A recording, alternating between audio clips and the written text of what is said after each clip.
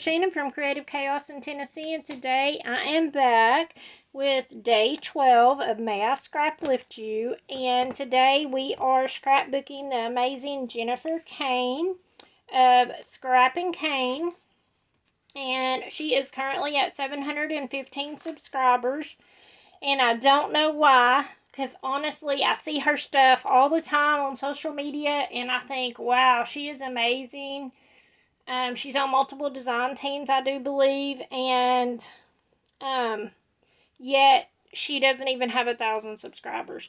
So you guys go show her some love. And I'm also combining this with How to Kill a Kit with Style, and I'm combining it with 52 weeks of favorite photos. So I decided to scrap lift this layout of hers that is a shaker layout. So the center part is a shaker, and she used rub-ons. I went back to look and see, because at first I thought, is this really a shaker layout or is it just a bunch of sequins?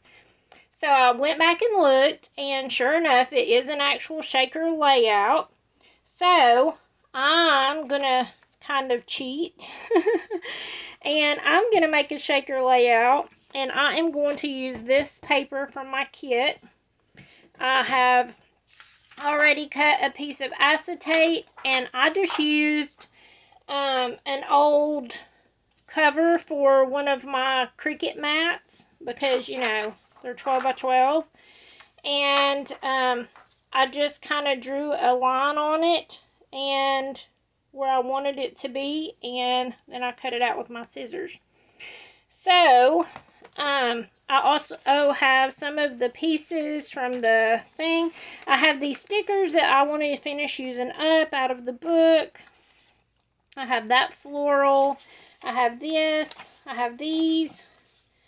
I did pull out, I have this turtle. I don't know who made it, but it is really old. And I used some gold glitter Alpha's stickers in my stash and put So Turtly Cute, because this is a picture of Kaylee when she was a baby. She was little, with her turtle. And I don't know if you can see it, but it's right here in the grass. And she no longer has the turtle. It went to the big turtle heaven in the sky, or, you know, wherever turtles go. And but I love this picture of her. It is one of my favorites. And so that's what I'm going to do today. So I will be right back. I'm going to start by going ahead and sewing this onto my layout so that I can create the shaker. So I'll be right back. Okay, so I'm back. I finished sewing it.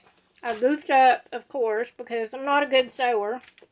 And my paper's a little bit warped now. All because of how I sewed it on, but I messed up. I had to pull it apart. I had to re-sew it. Then I realized after I sewed it around, I missed some of the edges, so it was just falling out when I tried to add my shaker mix. So this is my sequins that I use. This is something I just picked up at the dollar, I mean not the dollar store, but a thrift store. And so either way, I went around, I sewed again. I used a zigzag stitch and gold thread. And I now have my shaker, which is awesome.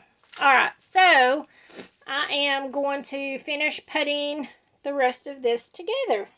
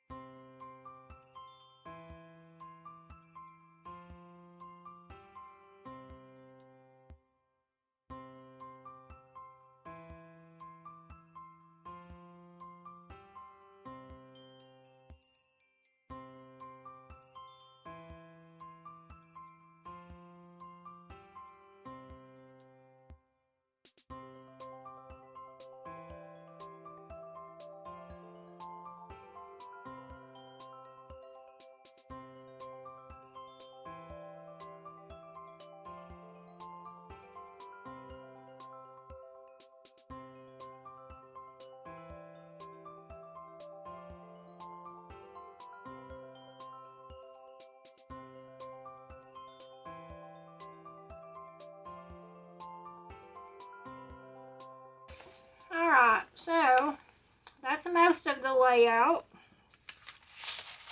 Let's get the shaker part up here. Look how pretty. Okay, and then I just have these few little stickers. Like I said, I just wanted to use them up. They're very random, and I just want to be done with it. It feels good to use up that stuff. So, and since these purple ones kind of match what's already going on in the wreath that goes around, I figured I would just use them up.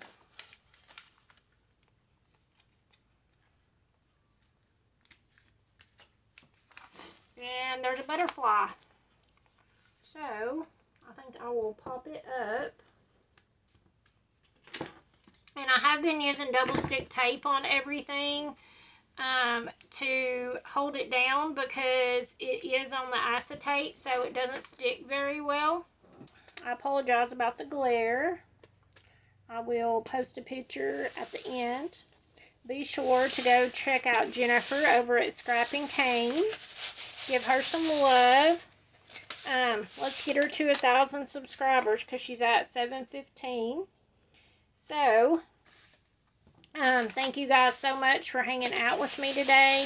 Definitely go and check out everyone else that's playing along with 52 weeks of favorite photos hosted by Miranda Weber at My Scrappy Life. And also how to kill a kit with style and see what everyone else is doing with their kits. So, I hope that you guys enjoyed this and that it inspired you. And until next time, bye y'all.